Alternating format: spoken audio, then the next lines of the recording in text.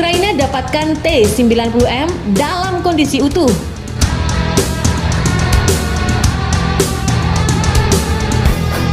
Inilah MBT Rusia yang paling diburu. Mendapatkan jackpot berupa rampasan atau sesuatu yang ditinggalkan dalam peperangan menjadi berkah bagi setiap kubu yang berseteru. Terlebih bila sang jackpot adalah alutsista yang bernilai strategis, yang bila jatuh ke pihak lawan maka akan fatal akibatnya. Lantaran bisa dikuak atau dipelajari segala sesuatu yang sangat dirahasiakan.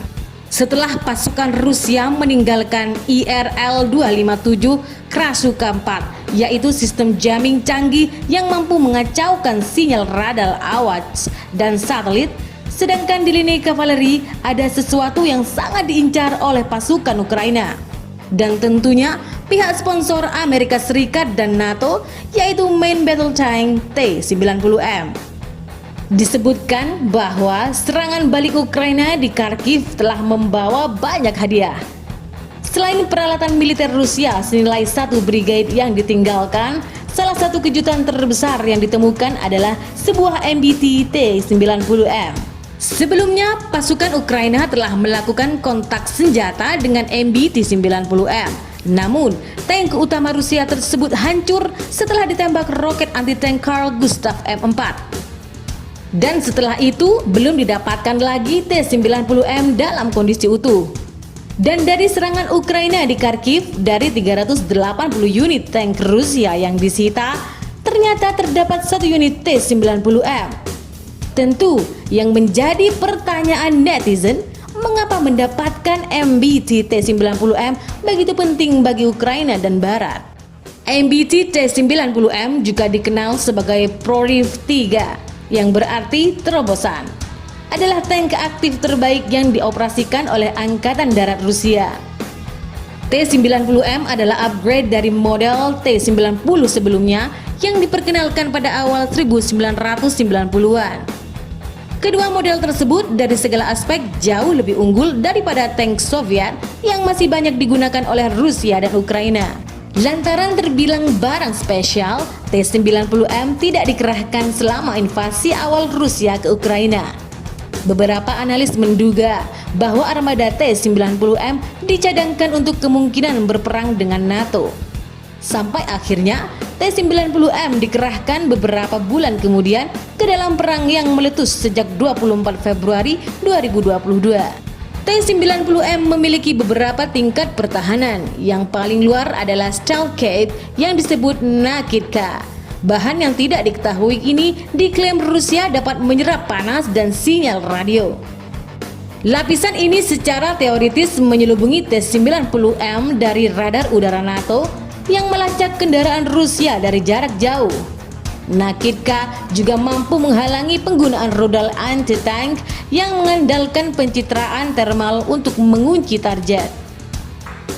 Selain itu, T-90M memiliki sistem perlindungan aktif Afganit yang menembakkan proyektil untuk mencegah serangan roket atau rudal dari jarak dekat. Setiap serangan yang mencapai tank T-90 juga harus menembus pelindung reaktif eksplosifnya yang digunakan oleh banyak model tank Rusia yang mampu mengganggu peledakan rudal anti-tank. Dan terakhir, ada physical armor yang karakteristiknya dijaga ketat kerahasiaannya. Bagi Ukraina dan AS atau NATO, mampu membongkar dan menganalisis tank Rusia kelas atas ini akan membuatnya lebih mudah untuk mengalahkan lebih banyak T-90M di masa depan.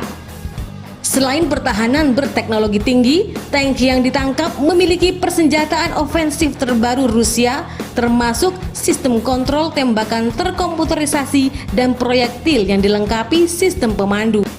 Spesimen T-90M yang ditangkap akan memberi analis militer kesempatan untuk menilai klaim Rusia tentang kemampuan MBT ini. Di masa Perang Dingin, Amerika Serikat harus melakoni teknik intelijen untuk mengetahui kemampuan MBT Soviet. Dikisahkan Washington berupaya untuk memeriksa kemampuan T-72 selama Perang Dingin. tetapi menjadi bumerang pada beberapa kesempatan sampai dealer senjata Rumania yang nakal menjual satu T-72 ke agen Amerika Serikat pada tahun 1987. Kesepakatan itu kemudian terungkap dan dipublikasikan oleh KGB. MBT T-72 yang berharga telah beroperasi selama 14 tahun sebelum Amerika Serikat akhirnya memiliki kesempatan untuk memeriksanya. Sebaliknya, T-90M adalah rampur yang tergolong baru karena baru resmi dioperasikan Angkatan Darat Rusia selama 2 tahun. Atas insiden Krasukha 4 dan T-90M, sangat jelas bahwa pasukan Rusia yang melarikan diri harus lebih berhati-hati dengan apa yang mereka tinggalkan.